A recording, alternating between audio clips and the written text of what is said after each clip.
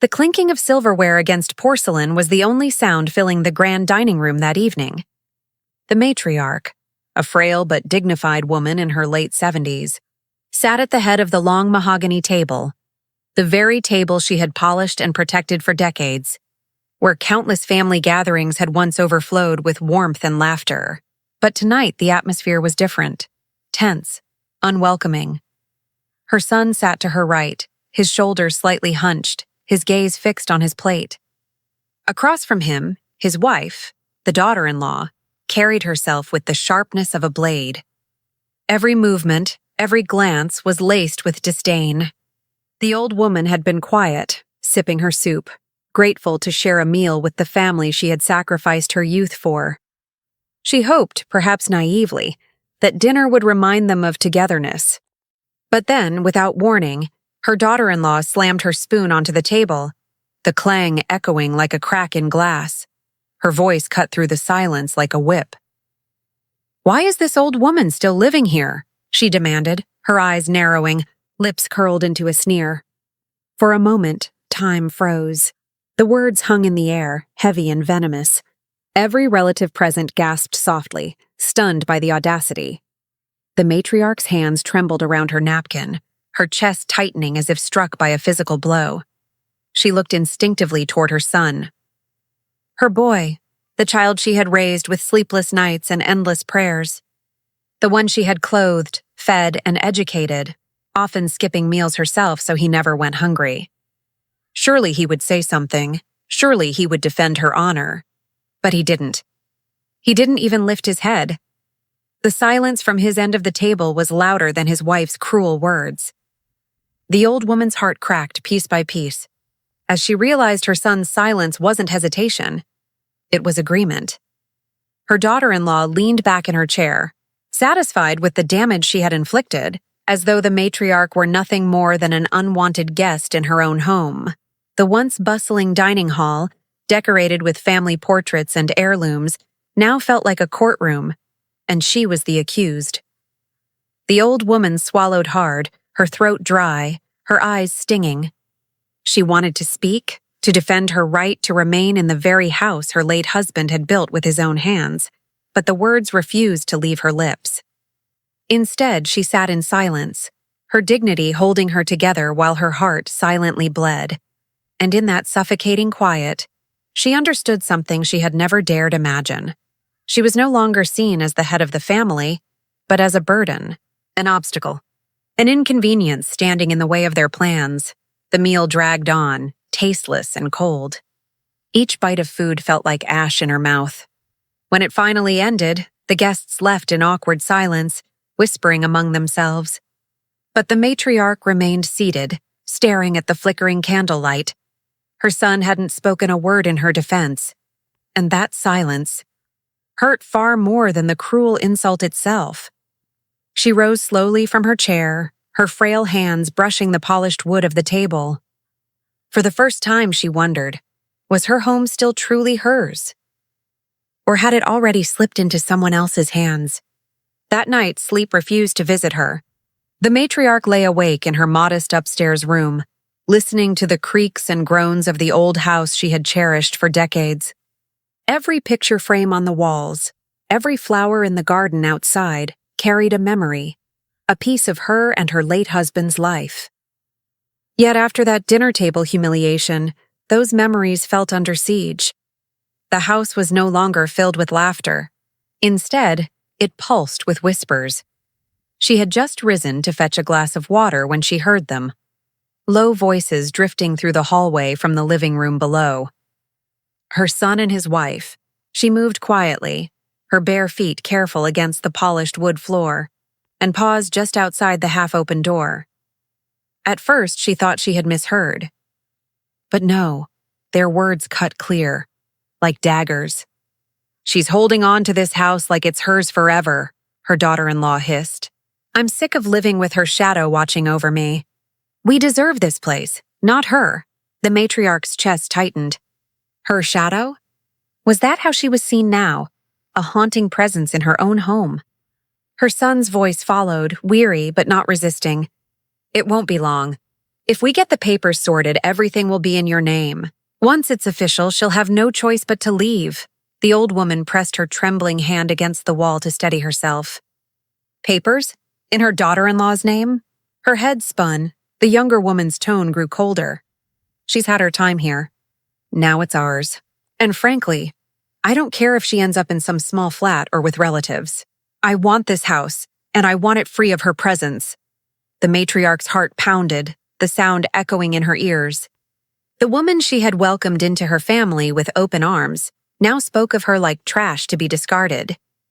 And worse, her son, her only son, did not object. He didn't protest, didn't defend her. His silence had already wounded her at dinner, but hearing his compliance now felt like betrayal sharpened to its cruelest edge. She crept back to her room, every step heavier than the last. When she finally closed her door, she leaned against it, gasping quietly, her body weak from the weight of what she had overheard. The following morning, she forced herself to move through the house as though nothing had changed. She served breakfast, offered tea, even smiled faintly at her grandchildren. But inside, her heart ached with every glance at her son. Each time she saw him, she searched his face for the boy she once knew. The boy who used to run to her with scraped knees. The boy who promised to take care of her when she grew old. But all she saw now was a man slipping further and further into his wife's grip. Days passed, but the whispers continued. She heard them in corners, behind closed doors, whenever they thought she wasn't listening. And then, one late afternoon, she found herself in her son's study. She had been dusting, trying to distract her mind, when a folder left carelessly on the desk caught her eye. At first she resisted. She wasn't one to pry, but a gnawing instinct pushed her trembling fingers to open it. Inside lay documents, property transfer papers, already prepared. Her name, the name she had carried with her husband for decades, was printed coldly in bold letters with a clear intention: the transfer of the family home into his wife's possession. The matriarch's knees weakened.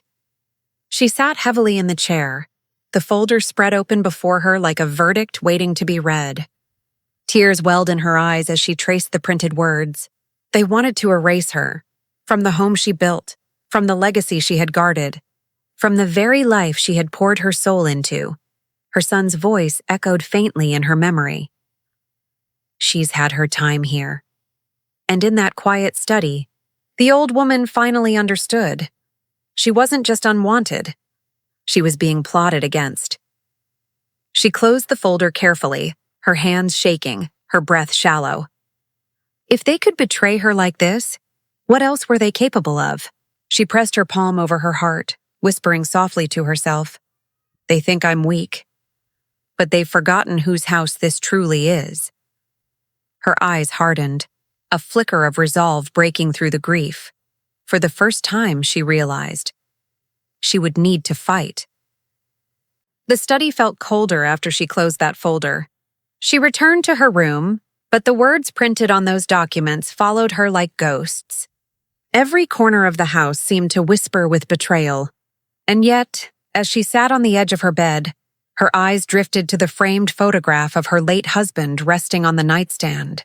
His steady gaze and warm smile, forever frozen in time, stirred memories she hadn't visited in years. The house they now schemed to take away hadn't fallen into her lap by luck. It had been built brick by brick, sacrifice by sacrifice. She could still remember the day she and her husband had first walked onto the empty plot of land, their hands clasped together, dreaming of a future they could barely afford. "We'll make it ours," he had promised. His voice was strong, filled with hope, even though their pockets were empty. And so they did. He worked double shifts. She took in sewing and cooking jobs, often late into the night. She remembered the calluses on her hands, the sleepless nights, the meals she skipped so her son never had to. Every rupee, every coin was saved, not for herself, but for the family they dreamed of nurturing within those walls. Years passed, and the house rose. A roof first, then walls, then laughter filling the spaces as children's voices echoed through the rooms. She remembered hanging curtains for the first time, cooking the first meal in the half-finished kitchen, even dancing in the living room with her husband when the paint was still wet. That house wasn't just bricks and mortar. It was her blood, her sweat, her very soul. Her son had grown up within those walls, nurtured and protected. She recalled how he used to sit on her lap while she told him bedtime stories, promising her with wide, innocent eyes, "When I'm big, Mama, I'll always take care of you." And now, that same son was conspiring to throw her out. The sting of betrayal pressed deep, but the memories reminded her of something else too, her resilience. She had fought poverty, loss, and exhaustion to keep her family afloat. Was she now to be silenced by her own flesh and blood?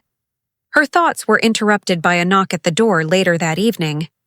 When she opened it, she found an old friend, Mr. Rahman, a neighbor and confidant of her late husband. He had always kept a watchful eye over her, ever since her husband's passing. He looked uneasy, his brows knitted with worry. "I don't want to alarm you," he began, lowering his voice, "but I've overheard things. Conversations between your son and his wife. They're speaking too openly these days." The matriarch stiffened, her heart sinking. She didn't need to ask what he meant. Mr. Rahman's eyes softened with sorrow. "They're preparing to throw you out of this house." The words hit harder than any insult. Hearing them spoken aloud by another confirmed the fears that had been growing inside her.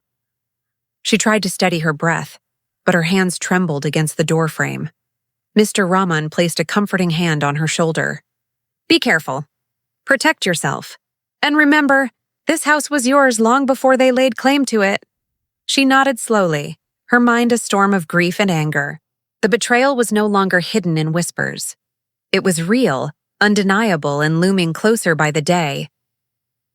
That night, as she sat alone in her room, she stared at the documents she had found and the memories she held. Two worlds collided inside her heart, the sacrifices of the past and the cruelty of the present. And in that collision, something shifted. Tears still lined her eyes, but beneath them a fire began to burn. If they thought she would quietly fade away, they were gravely mistaken. She whispered into the silence, her voice trembling yet firm. "I built this home with love, and I will not let greed destroy it." The next morning, the matriarch rose with a heaviness she couldn't shake. Mr. Rahman's warning echoed in her ears, blending with the memories of all she had sacrificed. For days she had endured the cruelty in silence, hoping, perhaps foolishly, that her son would come to his senses. But the papers she discovered, the venom in her daughter-in-law's voice, and now this warning. It was too much. She had swallowed every insult, endured every slight.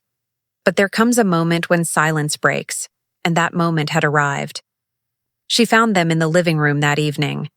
Her son sat slouched in an armchair, his face buried in the glow of his phone, while his wife paced about, giving orders to the maid with the authority of a queen who believed the house was already hers. The matriarch stepped in quietly, but there was steel in her frail frame. Her voice trembled at first, but her eyes burned with the weight of decades. "I need to speak to both of you." Her daughter-in-law turned, brows arched, annoyance already written across her face. "Now, can't it wait? We're busy." "No," the old woman said firmly, surprising even herself. "It cannot wait." Her son looked up at last, confusion flickering in his eyes. But before he could speak, she continued, "I heard you." Her words sliced through the air, sharper than any blade. "I heard your whispers in the night. I saw the papers on your desk. You want me gone, from my own home, the home your father and I built with our sweat and tears." The silence that followed was suffocating. Her son's face paled, his lips parting, but no words came. Her daughter-in-law, however, didn't flinch. Instead, she smirked, a cold, unapologetic curl of the lips. "So you know," she said flatly. "Good. Then there's no need for pretense anymore." The matriarch's chest rose and fell, her frail body trembling, but her voice grew stronger. "After everything I've done for this family, this is how you repay me? By plotting to throw me out like garbage?" Her son finally stood, his hands raised weakly. "Mother, please, don't mother me," she snapped. the sharpness of her tone startling him into silence. Tears blurred her vision, but she refused to let them fall. I gave my life to this family. I sacrificed dreams, comforts, even my own health. And you? You sit here quietly while your wife speaks of me as though I'm some intruder? The son lowered his gaze, shame flickering across his face, but not enough to move him to action.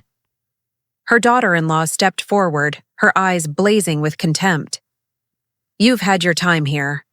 This house is too big for you. We need our own space, our own life. It's time for the younger generation to live freely without an old woman hovering around every corner. The words were venom, but the matriarch did not step back. She straightened her frail shoulders, meeting the younger woman's gaze head-on. This house is not yours to claim. It is mine. It always has been. A tense silence followed, broken only by the ticking of the grandfather clock in the corner. The daughter-in-law crossed her arms, her smirk returning. Then hear this, you have 1 month. 1 month to pack your things and leave peacefully, or we will make sure you're forced out. The ultimatum landed like a hammer blow. Her son's eyes darted between them, but still he said nothing. His silence spoke louder than any words. His loyalty had shifted. The matriarch felt the walls of the house pressing in, every memory clawing at her heart. But beneath the sorrow, a fire ignited, stronger than the one she felt the night before. She looked at her son one last time, her voice heavy with heartbreak. I never thought I'd live to see the day when my own child would stand silent while strangers tried to erase me. And with that, she turned, her cane tapping against the polished floor as she walked away, her back straight despite the tears that threatened to spill. Behind her, the daughter-in-law's cold laughter filled the room, echoing like a curse. But the matriarch's heart whispered a silent vow. They may think they've won, but this battle has only just begun. The matriarch returned to her room, her heart pounding like a drum against her frail chest. The ultimatum echoed in her ears. 1 month or be forced out. The very walls that once protected her now felt like prison bars closing in. But more painful than her daughter-in-law's cruel words was her son's silence.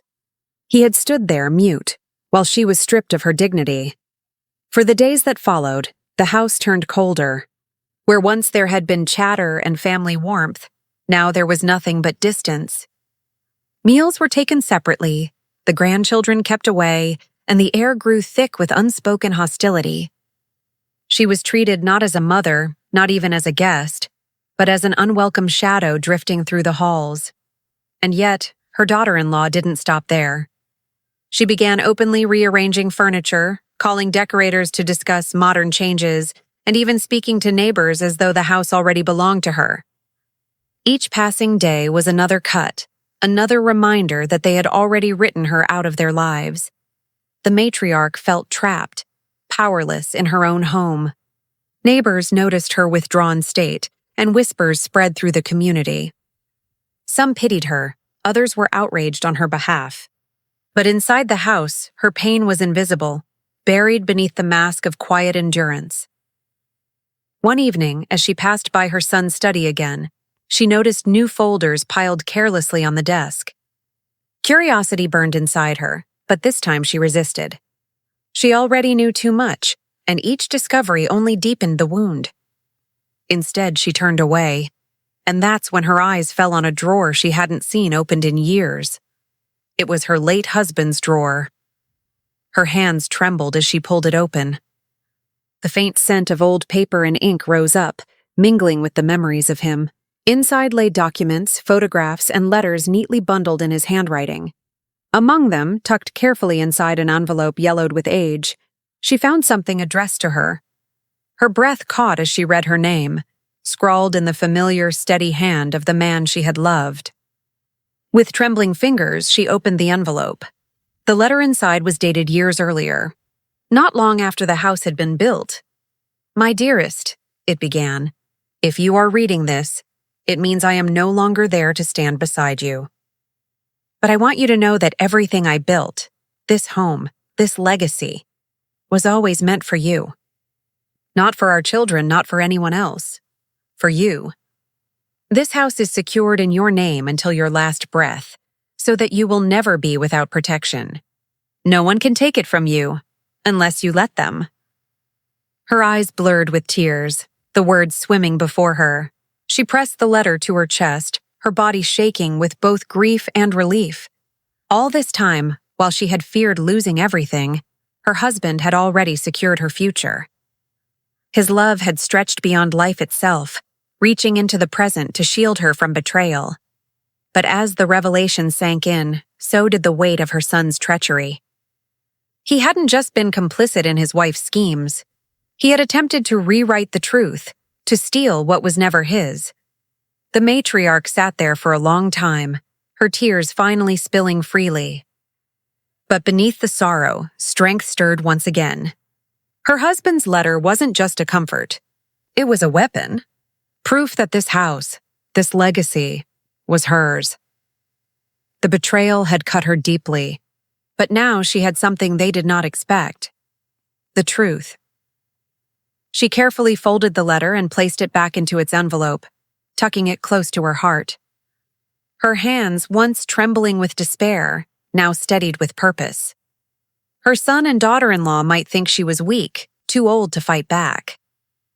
But they had underestimated her, and the love of the man who had built this life with her. That night, as she lay in bed, the words of the letter echoed in her mind. "This house is secured in your name until your last breath." Her lips curved into the faintest of smiles. For the first time in weeks, she felt something stronger than sorrow. Hope. But hope was not enough. Action would be required, and as she stared into the darkness, her eyes glinted with quiet determination. Her enemies slept soundly under her roof, believing victory was close. They didn't yet know the storm she was about to unleash. Sleep eluded her that night. She lay awake, clutching the envelope against her chest, replaying every cruel word her daughter-in-law had spat at her, every shameful moment her son had stood silent. But alongside the pain, something stronger pulsed through her veins now.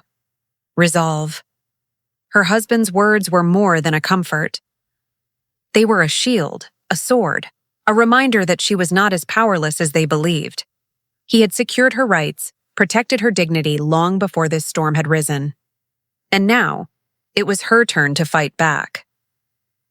The next morning, she moved carefully, hiding her emotions beneath a mask of frailty. At breakfast, she listened quietly as her daughter-in-law boasted about redecorating the house. She even laughed at the suggestion of building a home office for herself, right in the study where the matriarch's husband once spent his days. Every insult was another coal added to the fire smoldering inside her.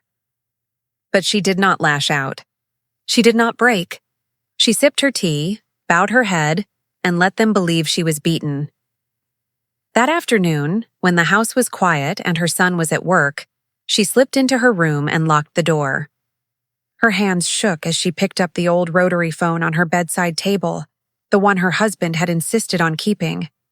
She dialed a number she had not used in years, the office of Mr. Farouk, her husband's trusted lawyer. The line clicked. A familiar voice answered, aged but steady. "Mrs. Rahman? My goodness, it has been so long." Tears pricked her eyes at the sound. "Yes, Farouk Sahib, I need your help." She told him everything. The threats, the humiliation, the discovery of the hidden letter. Her voice trembled at first, but as she spoke, it grew stronger. She was no longer just a frightened old woman. She was a widow determined to reclaim her dignity. Farouk listened carefully, then asked her to meet him in his office the next day. He assured her that the letter, combined with her husband's official documents, would be more than enough to assert her rights. "Do not worry," he said firmly. "Your late husband made sure you could never be thrown out. The house is yours by law. No one can take that away from you." When she hung up, a weight lifted from her chest. For the first time in weeks, she felt she could breathe freely. The following day, she dressed in her finest shawl, one her husband had given her long ago. She wanted to look strong, dignified, unshaken. She told her daughter-in-law she was visiting an old friend from the neighborhood. The younger woman barely looked up, too busy scrolling through her phone, already imagining herself the mistress of the house. The matriarch walked with steady steps to the lawyer's office. Every street she passed held memories of her and her husband, their market visits, evening strolls, the laughter they once shared. Those memories strengthened her resolve. In Farouk's office, she handed over the letter, her hands trembling not with fear but anticipation. He examined it, nodded, then pulled out additional documents from his archives. He explained that her husband had indeed registered the house solely in her name, with explicit clauses ensuring it would remain hers until her death. Any attempt to evict her or claim ownership before that was not just immoral. It was illegal. Her heart swelled with gratitude. "Then, they cannot win?" she asked softly. "They cannot," he confirmed, leaning forward. "But we must move wisely. Do not reveal this to them yet. Let them continue with their schemes. The shock will be greater when the truth is laid bare." The matriarch's lips curved into the faintest of smiles. For so long she had felt invisible, powerless. Now, with this knowledge, she felt like a queen reclaiming her throne. As she left the lawyer's office, the sun seemed brighter, the world lighter. She knew the battle was not over. In fact, it was just beginning. But she no longer feared the outcome. Her husband's foresight, her lawyer's guidance, and her own newfound strength would carry her through. That evening, she returned home as if nothing had happened. Her daughter-in-law sneered when she saw her, making a snide remark about old women wandering the streets. The matriarch simply smiled faintly and climbed the stairs without a word. But inside, her heart burned with quiet triumph. They thought she was broken. They thought she had no power. Soon they would learn how wrong they were. For now, she would play their game, silent, patient, waiting. And when the time came, she would strike with the truth, a truth so undeniable that it would shatter their greed and expose their betrayal for all to see. As she lay in bed that night, her husband's letter once again pressed to her chest, she whispered a vow into the darkness. "You tried to erase me, but you forgot who I am. I will not be erased." The storm was coming, and this time she would be the one to unleash it.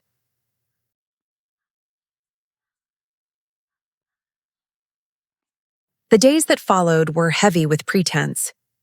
The matriarch moved quietly through the house, cooking meals, folding laundry, pretending to nap in her chair.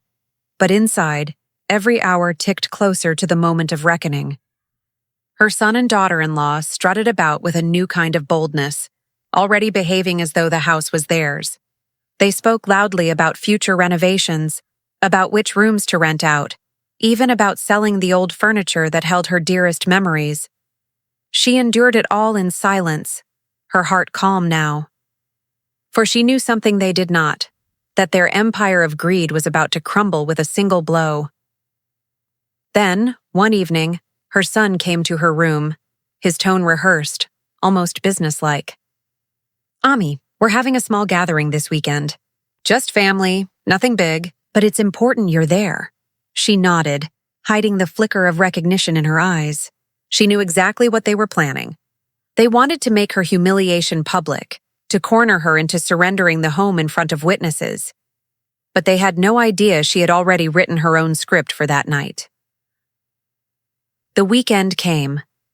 The house buzzed with relatives, cousins, uncles, neighbors invited under the guise of a family dinner. Laughter filled the air, but beneath it lingered a current of curiosity, for word of the ongoing tension had begun to spread. The matriarch descended the stairs slowly, regal in her silk shawl, her silver hair pinned neatly, her face calm but unreadable. She sat quietly at the end of the long dining table, listening as conversations ebbed and flowed around her. Her daughter-in-law raised her glass, tapping it for silence. "We're so grateful you all came tonight. This house has been the center of our family for generations. But every generation must eventually pass the torch to the next. It's time for new beginnings."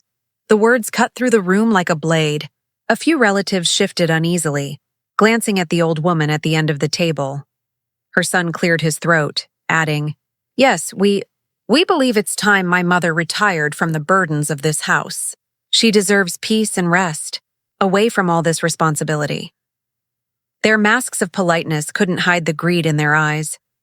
Murmurs rippled through the guests, some nodding, others frowning in disapproval. The matriarch remained silent, her hands folded neatly in her lap. Then, at the perfect moment, the front door opened. All eyes turned as Mr. Farouk the lawyer stepped into the room, carrying a leather briefcase. Gasps filled the air. The daughter-in-law's smile faltered. The son's face drained of color. The lawyer greeted the gathering warmly before turning his gaze toward the matriarch. "Shall we begin?"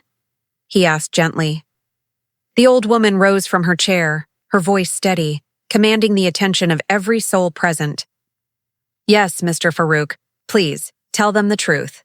The lawyer opened his briefcase, pulling out a stack of documents. He laid them neatly on the table, the sound of paper crisp in the tense silence. "Ladies and gentlemen," he began, "there seems to be some misunderstanding about the ownership of this property. Allow me to clarify." He lifted the first document. This house was legally transferred into Mrs. Rahman's sole name by her late husband, with explicit instructions that she remain its owner until her death. Any attempt to displace her is not only morally wrong, it is against the law. The room erupted with gasps and whispers. Relatives leaned closer, their faces a mix of shock and outrage. The daughter-in-law leapt to her feet, her voice shrill. "That can't be true! She's lying! She must have tricked him into signing something." Farouk's calm gaze silenced her. "I have here the official registration papers, signed and sealed years ago. There is no question of fraud. Your late father-in-law made his intentions crystal clear." The son stood, his voice breaking. "Ami, why didn't you tell me?" The matriarch looked at him, her eyes filled with both sorrow and steel. "Because I wanted to see your heart, Beta. And what I saw broke me. You watched silently as your wife mocked me, plotted against me, tried to erase me from the very walls your father and I built with our blood and sweat. You betrayed the love that raised you." Tears welled in his eyes, but the daughter-in-law would not yield. "This is ridiculous," she shouted, pounding the table. "We've lived here. We've taken care of things. We deserve this house. She's old. She doesn't need it anymore." The relatives turned on her, their voices sharp with disapproval. "Shame on you," one uncle spat. "This house is hers." "How dare you speak this way?" another cousin whispered. "Greed has poisoned your heart." The daughter-in-law's face flushed crimson as the tide of the room turned against her.